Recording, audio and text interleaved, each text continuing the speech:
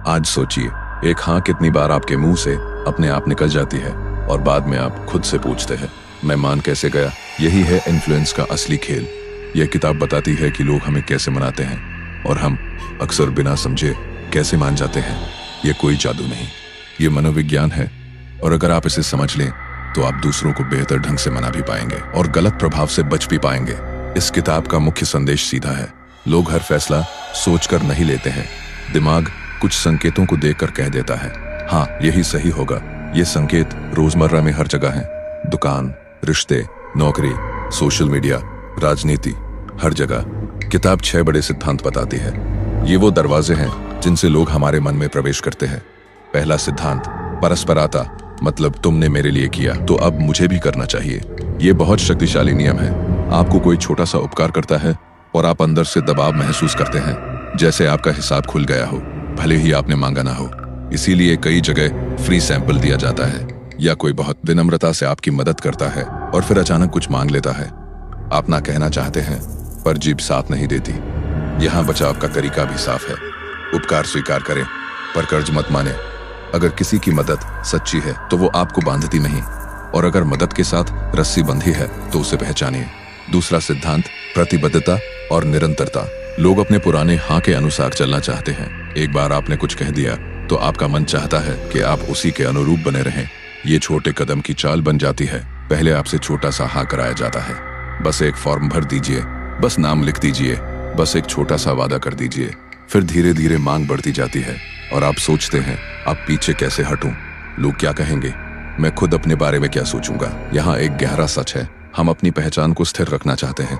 हम चाहते हैं कि हम अपनी बात के पक्के दिखें, और इसी इच्छा का फायदा उठाया जाता है। बचाव के लिए एक लाइन याद रखें, मैं बदल रहा हूँ क्योंकि मुझे नई जानकारी मिली है। अपना निर्णय बदलना कमजोरी नहीं, यह समझदारी है। तीसरा सिद्धांत, सामाजिक। अब चलिए इन 6 सिद्धांतों को और करीब से रोजमर्रा की जिंदगी में उतारते हैं, क्योंकि असली समझ तब आती है जब आप उदाहरणों में पैटर्न पहचानना सीख जाते हैं। सबसे पहले, परस्परता। एक बार फिर, यह सिद्धांत सिर्फ उपहार तक सीमित नहीं, ये समय, ध्यान और सम्मान पर भी काम करता है। मान लीजिए कोई व्यक्ति आपको लगातार सुनता है, आपकी बातों में रुचि दिखाता है, आपके लिए छोटे छोटे काम कर देता है, फिर एक दिन कहता है बस एक मदद कर दो। आपको लगता है मुझे करना चाहिए क्योंकि उसने मेरे लिए किया है। यहाँ ध्यान दीजिए, मदद और सौदा अलग है। अगर सामने वाला पहले ही लक्ष्य लेकर आया था और मदद सिर्फ एक चाल थी, तो वो रिश्ता नहीं, रणनीति है। आप नैतिक तरीके से भी परस्परता इस्तेमाल कर सकते हैं, जैसे पहले सच में मदद करें बिना कुछ मांगे, फिर जब आप कुछ मांगे तो सामने वाला खुशी से करे, क्योंकि उसे दबाव नहीं, सम्मान महसूस होगा। अब प्रतिबद्धता और निरंतरता। इसका सबसे बड़ा उपयोग छोटा हाँ से शुरू होता है। सोचिए, कोई आपसे कहता है बस 1 मिनट दीजिए, आप हाँ कहते हैं। फिर कहता है बस ये छोटा सा सवाल, आप हाँ कहते हैं। अब ये फॉर्म भर दीजिए, और आप सोचते हैं इतनी दूर आ गया, अब छोड़ू कैसे। ये तरीका बहुत जगह दिखता है, सेल्स कॉल में, ऑनलाइन सदस्यता में और रिश्तों में भी। रिश्तों में ये कैसे होता है, पहले आपसे छोटी बात मनवाई जाती है, फिर उसे आपकी जिम्मेदारी बना दिया जाता है। फिर आप धीरे धीरे ऐसे काम करने लगते हैं जो आप शुरू में कभी स्वीकार नहीं करते। बचाव के लिए एक छोटा नियम अपनाइए, पहला हाँ धीरे, क्योंकि पहला हाँ बाकी हाँ के लिए रास्ता बनाता है। अब सामाजिक प्रमाण। ये सबसे तेज काम तब करता है जब आप असमंजस में हो या आप अकेले महसूस कर रहे हो। आपने देखा होगा, लोग जब किसी जगह जाते हैं तो पहले रिव्यू देखते हैं, कितने लोगों ने पसंद किया, कितने लोग गए, कितने लोग खरीद रहे हैं। समस्या ये है कि भीड़ को दिखाना आसान है और सच को छुपाना भी। कभी कभी सब कर रहे हैं, सिर्फ एक भ्रम होता है। कभी ट्रेंड बनावटी भी हो सकता है। यहाँ एक काम की चाल है, सामाजिक प्रमाण तभी मानिए जब वो आप जैसे लोगों से आए, आप जैसी जरूरत, आप जैसी स्थिति, आप जैसी प्राथमिकता, वरना भीड़ आपको गलत दिशा में। अब आते हैं उस हिस्से पर जो इस किताब को सच में उपयोगी हथियार बनाता है। यह आपको सिर्फ सिद्धांत नहीं देता, यह आपको पहचानने की नजर देता है। क्योंकि समस्या ये नहीं कि दूसरे लोग आपको मनाते हैं, समस्या ये है कि आपको पता ही नहीं चलता कब, कैसे और किस दिशा में। तो चलिए एक सरल पहचान सूची बनाते हैं। जब भी आप पर असर डाला जा रहा हो, इन संकेतों में से कोई एक अक्सर मौजूद मिलेगा। पहला संकेत, अचानक उपकार। आपने मांगा नहीं, फिर भी सामने वाला दे रहा है, बहुत जल्दी, बहुत मीठे तरीके से। यह अच्छा भी हो सकता है, लेकिन आपके अंदर अगर कर्ज जैसा दबाव उठे तो सावधान हो जाइए, क्योंकि असली मदद आपको मुक्त करती है और चाल वाली मदद आपको बांधती है। दूसरा संकेत, छोटे हाँ की सीढ़ी। किसी ने आपसे बहुत छोटी सहमति ली और अब वो सहमति धीरे धीरे बड़ी मांग बन रही है। यहाँ आपको पहला कदम याद करना है, क्या मैं ये काम पहले दिन ही स्वीकार करता? अगर जवाब नहीं तो आप फिसल रहे हैं। तीसरा संकेत, आपको अकेला महसूस कराकर भीड़ दिखाना। सब यही करोगे तो पीछे रह जाओगे। ये वाक्य आपके अंदर डर पैदा करता है और डर सोच को छोटा कर देता है। यहाँ एक लाइन बहुत काम आती है, सब कर रहे हैं इसका मतलब सही नहीं। चौथा संकेत, बहुत ज्यादा तारीफ, इतनी कि आपको खुद पर संदेह होने लगे, क्या मैं इतना खास हूँ? चाल यह है कि तारीफ आपके भीतर अच्छा दिखने की इच्छा जगाती है और फिर आप अच्छा दिखने के लिए गलत निर्णय भी कर लेते हैं। बचाओ, तारीफ सुनिए पर निर्णय तथ्यों से कीजिए। पांचवा संकेत, अधिकारी की छाप। सामने वाला अपनी हैसियत दिखा रहा है, बड़ा पद, बड़ा नाम, बड़ी भाषा, लेकिन असली प्रश्न फिर वही है, वह योग्य है और वो निष्पक्ष है। यदि कोई व्यक्ति सवाल से चिढ़ता है तो समझिए उसकी शक्ति ज्ञान नहीं, डर है। छठा संकेत, जल्दी करवाना। अभी निर्णय करो, आज ही, अब नहीं तो कभी नहीं। ये सबसे सामान्य चाल है क्योंकि समय मिलते ही आपका विवेक लौट आता है। तो आप खुद को एक नियम दीजिए, जिस फैसले में जल्दी हो उस फैसले में मैं धीमा होऊंगा। अब किताब एक और गहरी बात बताती है, यह सिद्धांत हर व्यक्ति पर समान नहीं चलती। कुछ परिस्थितियां ऐसी हैं जहां हम सबसे कमजोर हो जाते हैं। पहली पा। अब चलिए उस मैदान में उतरते हैं जहां प्रभाव सबसे तेज दौड़ता है, विज्ञापन, ऑनलाइन दुनिया और सामाजिक माध्यम। यहाँ एक बात याद रखिए, पहले प्रभाव आपके सामने होता था, अब स्क्रॉल करते हैं और आपके निर्णय को धीरे धीरे ढाला जाता है। किताब की सीख यहाँ और भी जरूरी बन जाती है। सबसे पहले परस्परता। ऑनलाइन रूप में आज मुफ्त शब्द सबसे बड़ा जाल भी बन सकता है। मुफ्त पाठ्यक्रम, मुफ्त मार्गदर्शिका, मुफ्त सलाह। अक्सर ये सच में उपयोगी भी है, पर कई बार ये एक दरवाजा होता है जिसके बाद आपसे कुछ न कुछ लिया जाता है। आपका समय, आपका ध्यान, आपकी जानकारी या आपका पैसा। यहाँ एक नियम अपनाइए, जो चीज मुफ्त मिले उसकी कीमत किस रूप में चुकानी है ये पहले समझिए। अब प्रतिबद्धता और निरंतरता। ऑनलाइन प्लेटफॉर्म छोटे छोटे कदम बनाते हैं। पहले आप देखते हैं, फिर फॉलो करते हैं, फिर सदस्य बनते हैं, फिर खरीद लेते हैं। आपको लगता है ये सब स्वाभाविक है, पर ये एक सीढ़ी भी है, क्योंकि हर छोटा कदम आपकी पहचान पर एक छोटी सी मुहर लगा देता है और फिर आप उसी पहचान के अनुसार अगला कदम उठाते हैं। बचाओ, कभी कभी खुद को रोकिए और पूछिए, मैं ये कर क्यों रहा हूँ? क्योंकि मुझे लाभ दिख रहा है या क्योंकि मैं उसी तरह का व्यक्ति बन चुका हूँ?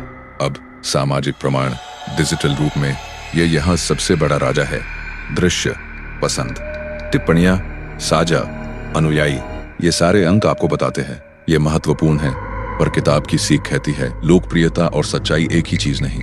कई बार लोकप्रिय चीज बस मनोरंजक होती है, कई बार लोकप्रिय चीज सिर्फ उत्तेजक होती है और कई बार लोकप्रिय चीज सिर्फ सही समय पर धक्का खा गई होती है। इसलिए किसी बात को मानने से पहले एक छोटा काम करें, स्रोत देखिए और एक दूसरी जगह से पुष्टि कीजिए। अब पसंद और ऑनलाइन अपनापन। सामाजिक माध्यम, आपको लगता है कि आप किसी को जानते हैं। क्यों? क्योंकि आप उसके चेहरे को रोज देखते हैं, उसकी आवाज सुनते हैं और आपका दिमाग उसे अपना मानने लगता है। यही वजह है कि लोग प्रभावशाली व्यक्तियों से बहुत जल्दी प्रभावित हो जाते हैं। किताब की सीख यहाँ लागू होती है, पसंद और भरोसा। अब हम उस हिस्से पर आते हैं जहाँ प्रभाव एक कला बन जाता है और ये कला अगर नैतिकता के साथ हो तो रिश्ते भी मजबूत करती है, काम भी बढ़ाती है और आपके शब्दों को वजन भी देती है। किताब का संदेश साफ है, लोगों को मनाना गलत नहीं, गलत है छल, डर और मजबूरी। सही है स्पष्टता, सम्मान और विश्वास। तो चलिए नैतिक प्रभाव के कुछ व्यवहारिक तरीके सीखते हैं, ऐसे तरीके जिनसे लोग हाँ कहे पर बाद में पछताए नहीं। पहला तरीका, सच्ची मदद। पहले अगर आप चाहते हैं कि लोग आपकी बात सुने तो पहले उन्हें महसूस कराइए कि आप उनके पक्ष में हैं। यह परस्परता का नैतिक रूप है। आप कुछ देते हैं, समय, ध्यान, समाधान या ईमानदार सलाह। फिर जब आप कुछ मांगते हैं तो सामने वाला आपको टालता नहीं, क्योंकि उसने आपके इरादे देख लिए हैं। लेकिन यहाँ एक सावधानी, मदद को तुरंत वसूली मत बनाइए। मदद कीजिए और सामने वाले को सांस लेने दीजिए। जब लोग दबाव महसूस करते हैं तो वे अंदर से दूर होने लगते हैं। दूसरा तरीका, छोटा कदम सही जगह। प्रतिबद्धता का नैतिक उपयोग यही है, लोगों को बड़े निर्णय पर अचानक मत धकेलिए। पहले छोटा कदम जो उनके लिए आसान हो। उदाहरण, अगर आप किसी को स्वास्थ्य पर ध्यान देने के लिए कह रहे हैं तो सीधे ये मत कहिए, कल से पूरा बदल जाओ। कहिए, आज सिर्फ 10 मिनट टहल लो। जब छोटा कदम पूरा होता है तो व्यक्ति अपने बारे में एक नई पहचान बनाता है, मैं कर सकता हूँ, और यही पहचान आगे बड़े बदलाव का आधार बनती है। तीसरा तरीका, सामाजिक प्रमाण को सच बनाइए। कई लोग झूठे आंकड़े दिखाते हैं, किताब की भावना इसके खिलाफ है। अगर आपके पास वास्तविक उदाहरण है तो उन्हें साफ तरीके से रखें। मेरे जैसे काम करने वालों ने ये किया, इससे उन्हें ये भी बताइए, ये हर किसी के लिए नहीं। जब आप सीमाएं बताते हैं, लोग आप पर ज्यादा भरोसा करते हैं, क्योंकि उन्हें लगता है आप बेचने नहीं, सहायता करने आए हैं। चौथा तरीका, पसंद को रिश्ते में बदलिए। लोग आपकी बात मानेंगे अगर वे आपको इंसान समझेंगे, सिर्फ बोलने वाला नहीं। यहाँ 3 चीजें काम करती हैं: सुनना, साझी जमीन और ईमानदार तारीफ। सुनना, अधिकांश लोग समझे जाना चाहते हैं। जब आप किसी को बीच में काटे बिना सुनते हैं तो आप उनके भीतर सुरक्षा बनाते हैं। साझी, अब हम उन छोटे संकेतों की बात करेंगे जो बाहर से मामूली लगते हैं पर भीतर बहुत बड़ा खेल चला रहे होते हैं। किताब कहती है, प्रभाव डालने वाला व्यक्ति अक्सर आपके ध्यान से पहले आपकी भावना पकड़ता है, और भावना पकड़ते ही निर्णय आसान हो जाता है। तो पहला संकेत, अत्यधिक निश्चितता। सामने वाला ऐसे बोले जैसे दुनिया में एक ही सच हो, यह सबसे अच्छा है, इसके अलावा कोई विकल्प नहीं। आपको यही करना चाहिए। जब कोई व्यक्ति आपके सोचने के रास्ते बंद करता है तो समझिए वह आपको मनाना नहीं, चलाना चाहता है। सच्चा सलाहकार विकल्प देता है और आपके निर्णय की इज्जत करता है। दूसरा संकेत, भावनात्मक झटका। कुछ लोग बात की शुरुआत डर, शर्म या अपराध बोध से करते हैं। आप ऐसे कैसे कर सकते हैं? आपको तो समझदार होना चाहिए था। अगर आपने ये नहीं किया तो बहुत पछताएंगे। ये भाषा आपको अपने भीतर कमजोर करती है, और कमजोर मन जल्दी हाँ कर देता है। यहाँ बचाव भावना को नाम दीजिए। मुझे डराया जा रहा है, मुझे शर्म दिलाई जा रही है। जैसे ही आप नाम देते हैं, प्रभाव आधा टूट जाता है। तीसरा संकेत, आपकी अच्छाई का शोषण। कई लोग आपकी दयालुता को आपकी जिम्मेदारी बना देते हैं। आप तो अच्छे इंसान हैं, आप तो मना नहीं करेंगे, आप तो समझदार हैं। ये सुनकर आपको लगता है, अगर मैंने ना कहा तो मैं बुरा लगूंगा। ये एक नरम फंदा है। आपको अच्छा बने रहने के लिए अनचाही चीजें करनी पड़ती है।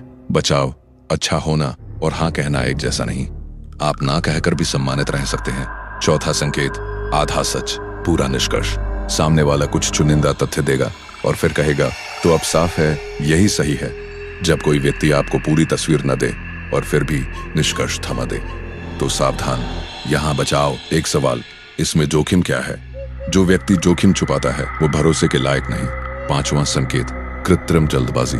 दुर्लभता सच भी हो सकती है, पर कई बार जल्दी सिर्फ एक हथियार होती है, क्योंकि सोचने का समय आपका सबसे बड़ा रक्षक है। जब भी आप सुने अभी तय करो, तो भीतर एक घंटी बजाइए, मुझे समय चाहिए। और अगर सामने वाला समय देने पर नाराज हो तो समझिए वो आपका हित नहीं देख रहा। छठा संकेत, अचानक अत्यधिक अपनापन। कुछ लोग बहुत जल्दी आपको अपना बना लेते हैं। भाई, अब हम इस पूरे ज्ञान को एक मानसिक मॉडल में बांधते हैं ताकि आप हर जगह इसे लगा सकें। सौदा हो, रिश्ता हो, नौकरी हो या ऑनलाइन दुनिया, आपके हाथ में एक साफ नक्शा होना चाहिए। क्योंकि किताब का असली फायदा यही है, आप सिर्फ प्रभावित नहीं होते, आप समझते हैं कि आपको प्रभावित कैसे किया जा रहा है। तो चलिए एक सरल ढांचा बनाते हैं। इसे आप नाम दे सकते हैं, रुको, पहचानो और फिर चुनो। पहला चरण, रुको। जैसे ही आप महसूस करें कि अंदर कुछ आपको खींच रहा है, आप रुकना बहुत छोटा हो सकता है। 3 सेकंड, एक गहरी सांस या बस एक कदम पीछे, क्योंकि प्रभाव का सबसे बड़ा हथियार आपकी जल्दबाजी है और आपका सबसे बड़ा बचाव आपका ठहराव। दूसरा चरण, पहचानो। अब आप पूछेंगे, मेरे अंदर क्या चल रहा है? क्या मैं कर्ज महसूस कर रहा हूँ? ये परस्परता है। क्या मैं अपनी बात पर टिके रहने के दबाव में हूँ? ये प्रतिबद्धता है। क्या मैं सब कर रहे हैं देखकर झुक रहा हूँ? ये सामाजिक प्रमाण है। क्या मैं चेहरे या अपनापन से नरम पड़ रहा हूँ? ये पसंद है। क्या मैं अभी नहीं तो कभी नहीं से डर रहा हूँ? ये अधिकार है। क्या मैं अभी नहीं तो कभी नहीं से डर रहा हूँ? ये दुर्लभता है।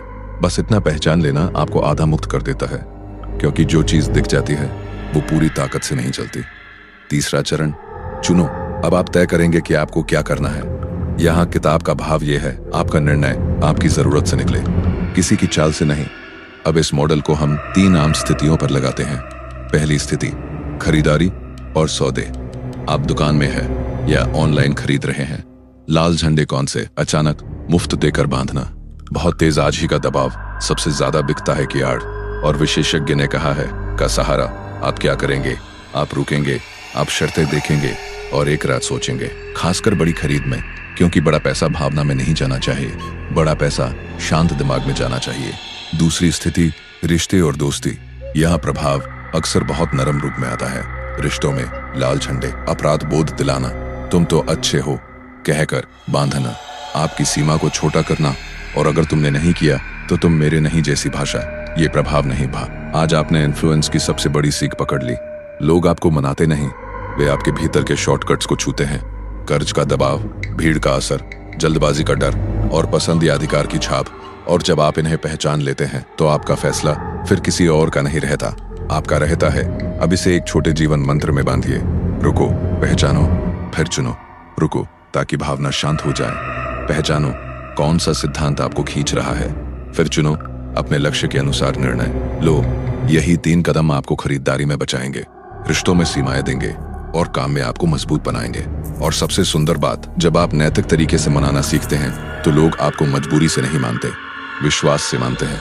अब अगर ये सार आपके दिमाग में एक नई नजर लेकर आया है, अगर आपको लगा कि आप ना कहने में, हाँ कहने में और फैसले लेने में मजबूत हो रहे हैं, तो हमारे चैनल को सदस्यता जरूर दें, क्योंकि यहाँ हम ऐसी ही किताबों का सार सरल बोलचाल वाली हिंदी में लाते हैं, ऐसे उदाहरणों के साथ जो सीधे आपकी जिंदगी में उतरे। आपकी एक सदस्यता हमारी मेहनत को ताकत देती है और आपको मिलता है हर हफ्ते एक नई सीख, एक नई नजर और एक नया बदलाव। अब अगला सार और भी गहरा होगा, क्योंकि अगली बार हम बात करेंगे कैसे आप अपने संवाद को इतना प्रभावशाली बनाएं कि लोग आपको सुने भी और याद भी रखें।